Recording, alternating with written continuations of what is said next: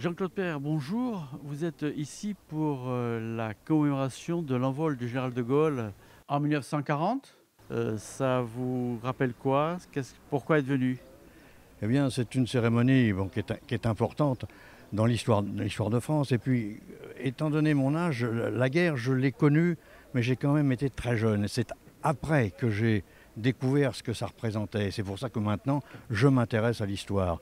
D'autant qu'on dit toujours, hein, c'est pas moi qui dis ça, on dit toujours que on a un avenir si on a une histoire.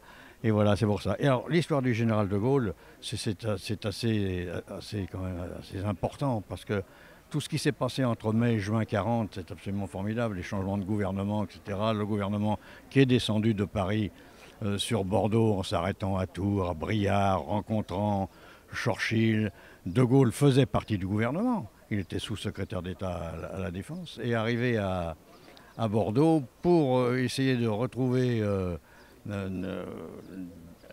Churchill, pour avoir des idées de collaboration entre la France et l'Angleterre.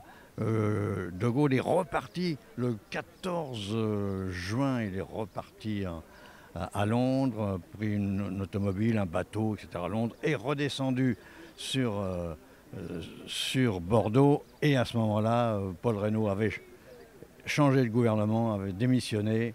Et c'est pour ça que, pour éviter de se retrouver sous l'empire de Pétain et de Végan, il est reparti avec l'avion qui l'avait amené de Londres. Il a fait beaucoup de...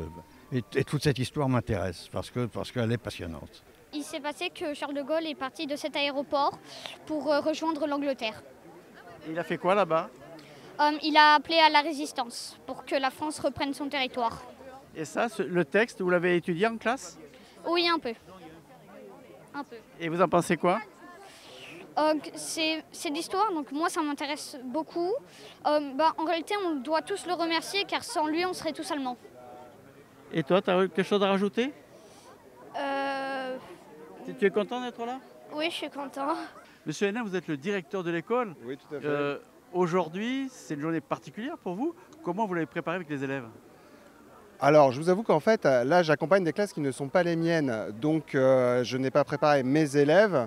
Les élèves des autres classes ont été préparés. Ils ont un petit diaporama qui remet en perspective, en fait, les événements importants qui ont eu lieu le 17 juin, ce qui en a découlé. Donc, c'est une remise à niveau assez rapide et succincte. Voilà.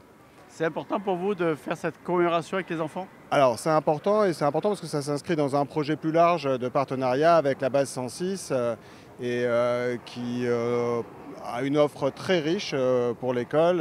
Et voilà, donc c'est effectivement important pour la commémoration elle-même et pour la relation qu'on a avec la base 106, qui est une très bonne relation. Le général de Gaulle s'est envolé d'ici, à une centaine de mètres d'où on se trouve, de l'aéroport et de la base aérienne de Bordeaux-Mérignac. Sans cet acte de bravoure du général de Gaulle, sans ces 12 heures ici passées à Bordeaux et Mérignac, il n'y aurait pas eu ce qu'on a connu, c'est-à-dire la libération de la France. Oui, en quelques heures, le destin de la France a basculé. Ce passage à Bordeaux avec le repli du gouvernement sur Bordeaux, cette nuit de réflexion qu'il a eue à l'hôtel du quartier général dans le centre de Bordeaux, avant de prendre l'avion, un flamand depuis Bordeaux-Mérignac, ça a été des moments, des heures décisives en tout cas pour la France. Pour continuer le combat. Pour continuer le combat, et c'est surtout défendre la liberté, et je pense que c'est une notion qui est la plus importante aujourd'hui. Est-ce que c'est très important que les jeunes participent à ce genre de manifestation? À la fois dans le côté solennel pour le personnel de la base aérienne, les drapeaux, les associations, mais c'est surtout important d'avoir les jeunes, parce que les jeunes c'est l'avenir, et que ce devoir de mémoire, ne pas oublier cette notion de défense de la liberté, de résistance, ça on doit leur apprendre dès le plus jeune âge, et ils sont toujours présents à nos cérémonies, et ça met à la fois un vent de jeunesse à nos cérémonies, mais aussi ça donne beaucoup de sens, et ça concrétise en tout cas ce qu'on appelle aujourd'hui le lien armée-nation. La base aérienne 106 fait beaucoup pour le sport, pour la jeunesse.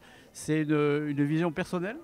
C'est une dynamique personnelle, mais c'était déjà en tout cas bien ancré par mon prédécesseur. Je le dis souvent, la jeunesse c'est l'avenir et donc on fait énormément de choses avec eux.